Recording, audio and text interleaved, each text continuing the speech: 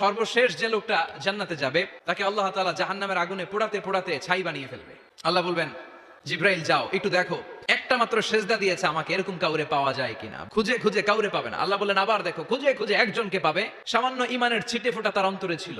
আল্লাহ বলবেন যেহেতু ছিটে ফোঁটা আছে, অনেক মায়ের খাইছে, ওকে বের করে জাহান্নাম থেকে বের করে একটা নির্ধারিত দূরত্বে রেখে দাও, রেখে দেওয়া হবে। কিন্তু জাহান্নামের আগুনের লেলিহান শিখাতে তার গা ঝলসে যাবে। সে আল্লাহর ডেকে বলবে, মাবুদ তোমার কাছে আমি কিছু চাই না, জাহান্নাম থেকে তুমি আমাকে বের করেছো, জীবন নদীর পানি তুমি আমার গায়ের মধ্যে ঢেলে দিয়েছো, আমি আবার সজীবতা ফিরে পেয়েছি, আমি তোমার কাছে জান্নাত চাই না, শুধু নিরাপদ একটা দূরত্বে আমাকে রেখে আসো, যাতে জাহান্নামের আগুন আমারে কষ্ট দিতে না পারে।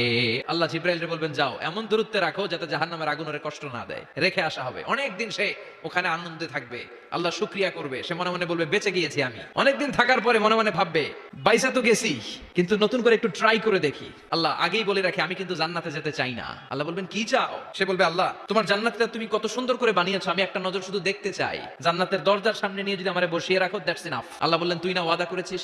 সে বলবে আল্লাহ আমারে হতভাগা বানাইয়া তোমার কি লাভ? সুবহানাল্লাহ পড়ে, আমারে তুমি হতভাগা বানিও না। আল্লাহ বলে ঠিক আছে, আবার সিগনেচার কর যে জান্নাতের দরজার সামনে বসিয়ে দিলে আর কিছু চাবি না। সে সিগনেচার করে বলে আমি চাবো না। আল্লাহ বললেন জিব্রাইল বেচারারে ধরে জান্নাতের গেটের সামনে বসায় দে, এবার জান্নাতের গেটের সামনে বসে বসে জান্নাতের সৌন্দর্য দেখা শুরু করবে। সুবহানাল্লাহ। ওই হতভাগা লোকটা বলবে আল্লাহ এত সুন্দর জান্নাত তুমি বানালা, চোখ দিয়ে সৌন্দর্য দেখি, কান দিয়ে আওয়াজগুলো শুনি, হুর আর গেলমান হেঁটে বেড়ায়, এত সুন্দর জান্নাত চোখ দিয়ে দেখি, ঢুকতে পারি না, আমারে কষ্ট দিয়ে তোমার কি লাভ? ও আল্লাহ আমারে তুমি মাফ করে দাও, জান্নাতের চিপার মধ্যে এক কর্নারে তুমি একটু আমারে জায়গা করে দাও। আল্লাহ বলবেন ওয়াই হাক ইবনা আদম, তোর ধ্বংস হোক হে আদম জাত, মা আগদারাকা, তোর চেয়ে বড় গাদ্দার আমি আমার সৃষ্টিকুলে কাউরে দেখি নাই, কারণ তুই আমার সাথে চুক্তি করিস আর চুক্তি ভঙ্গ করিস। আল্লাহর রহমতের দরিয়ায় তখন জোশ খেলে যাবে, ওর আকুতি মিনতি চাহনি আল্লাহর রহমতের দরিয়ার মধ্যে জোশ লাগিয়ে দিবে, আল্লাহর দয়া হয়ে যাবে, মায়া হয়ে যাবে। আল্লাহ বলবেন ঠিক আছে জান্নাতে যা। লোকটা এবার এক দৌড়ে জান্নাতের ভিতরে ঢুকে যাবে। লোকটার দৌড় দেখে আবার লোকটারে আল্লাহ ডেকে বলবে একটু দাঁড়া, জান্নাত তো দিছি, তো দৌড় দিলি কেন? সুবহানাল্লাহ কইবেন না?